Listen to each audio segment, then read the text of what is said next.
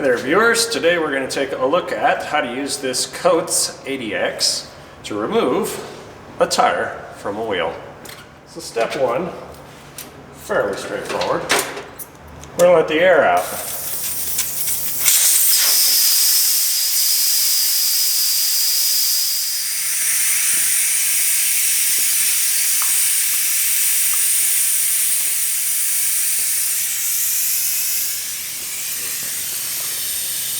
Got a pretty nasty bend in that rim. Probably not going to balance, but we'll see what happens. I also noticed this tire's got a nail in it right there. So air's all out of the tire, ready to break the bead down. Alright, we're going to go ahead, open the bead breaker up. Air's out of the tire. We're going to put this valve stem in two places, 12 o'clock or 6 o'clock. And that's to prevent chomping the tire pressure monitor when we bust the bead loose. So we're going to go ahead and position the bead breaker right in the crack between the rim and the rubber tire. We're always going to actuate that with an open hand, obviously. So it broke all the way around. That's good. That doesn't always happen. 12 o'clock, 6 o'clock, we're at 12 o'clock. Okay, we're going to take another bite down here.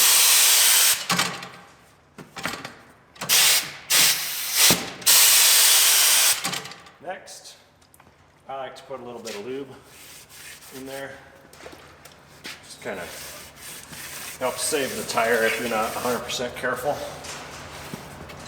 You know, if you're taking a set of snow tires off or something that folks are going to reuse, if you're going to throw the tire away, it's probably a waste of your time, but whatever. All right, put it on the machine. Everything's secure. Everything's good. We're going to bring our dismount over and back the thumb screw off. This is steely, so she got a hubcap over. We're going to smash it up good and tight and a lock. Let you see what's happening up here on the top. So here's the lock lever. It's touching the rim now, so it will definitely scratch. We don't want that. We're going to thread this thumb screw in, tell it, and it'll push that arm that way, maybe about, a little less than half a turn. At this point, move the camera. What we're going to do, grab our pry bar. I like the hook end, not the bent end. We're going to use the hook end right over Ducky. Okay, I suppose we should pretend there's a TPM in this tire, even though it doesn't. So my valve stem is here. We're just going to put it, line it up with there. So should be pretty good on that. Okay, so my valve stem's right there. So we're just going to go grab that bead, and we're going to wiggle it down on the other side. And literally, you should be able to use one finger on a car tire and pry that sucker up and over. Okay? So now it's over the top of Ducky's head here. So we're going to hold the pry bar right here. And you can see we're spinning. I don't think the camera can see it, but we're not touching our TPM in any way, shape, or form. They're kind of spendy when you break one. Okay, that's done. We're going to do that one more time. So valve stem, the pry bar end. Okay, now we're just going to grab the bottom bead. So the bead that's on the bottom. So I stick it down in there, and then I just lift up on the tire, and it's then you can pry it like super easy. I've had kids break this machine before, getting way too carried away prying. So we're just going to put some gentle pressure down. Okay. And there's your car tire. Complete with a screw. Oh, cute. Okay, all right. So while we're at it, if you were to try to fix this tire, you can't, because somebody drove it flat. So repairable or not, all of this rubber powder comes off of, you can kind of see it right here, there's a stripe. It all comes out of the sidewall of the tire. So this is pretty much a garbage tire. You can see it, it's pretty well worn right here. I don't know if the camera can really see that. So that's why I like to, that's why I like to dismount the tire. That screw didn't even go through the tire. I see it. Where is it at? It's right there. Oh, it barely did. You can see the itty bitty little tip of it. Well, no, maybe you can't. It's right there. I mean, you can barely see that. So it was definitely 100% repairable. The tire's life is pretty much expired. So yeah, this customer gets a new tire. All right, folks. Well, there you got it. That is how you take a tire off. Since the machine is already set up, I'm gonna just go ahead and reinstall a tire really quick, all zippy zap like. There's really nothing to set up. It's basically the exact reverse order minus the bead breaker and all of that other good stuff. So we'll go ahead and throw whole Lenny back on our rim and make it happen. Here we go. We're gonna look for anything on the outside of the tire on the sidewall that says this side must face out. Just looking at this tread is definitely unidirectional, but it never hurts to check. Okay, so everything's good. There's a valve stem already installed in that rim. I'm gonna just leave it, but I just cut off the bottom, pull it up through, and then all the new valve stems, they just kind of pop in. So you do that before you put a tire on.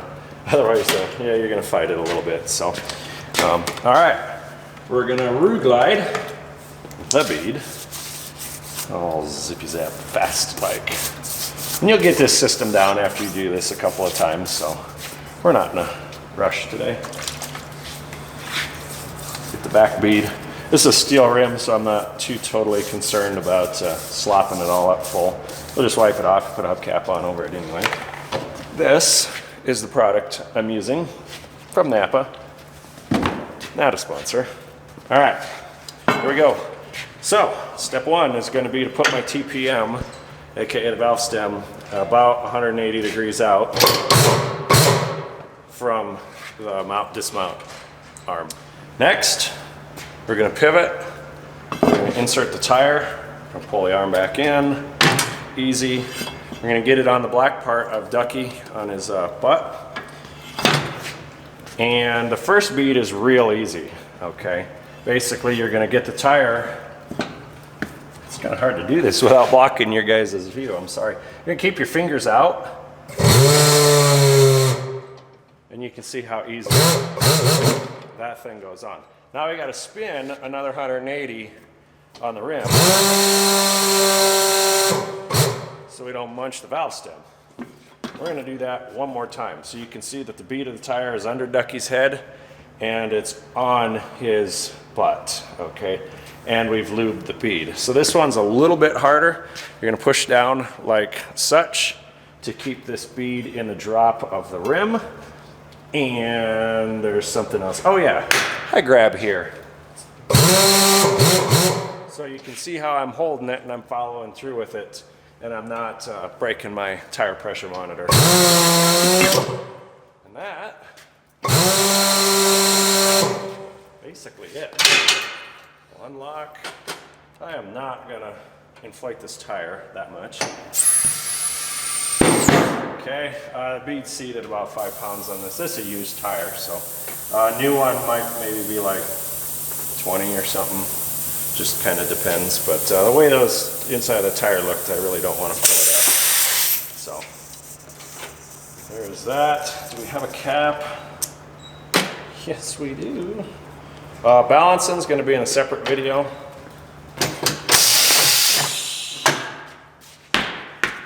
All right, well there you got it, folks. That is how you mount and dismount a, well, tire of any sort off of a regular car rim. Couple words of the wise. With this machine you can clamp on the inside of the rim, which is what I did in here where you're never going to see it. If you have chromies or something like that, where a lot of the hoop is exposed, you don't want to clamp inside of that hoop because you're going to put some little tooth marks. So it's best to set the wheel in here, and then you can clamp it on the outside. You notice I got some plastic protectors, and it will clamp on the outside of the tire, or excuse me, of the rim, and then you're not scratching anything up.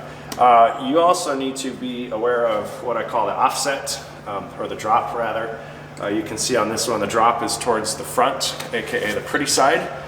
So the tire comes off the pretty side of the rim. A lot of the shiny chrome aftermarkets, their back spacing is set up such that you got to put the pretty side of the rim facing down, because the drop, you know, this portion here, is closer to the ugly side of the rim. So you'd actually take the tire off the rim backwards, if you will. So just something to be thinking about. I don't do a ton of those type of tires or rims or anything like that. So that is all I have for you today. Thanks for watching, folks.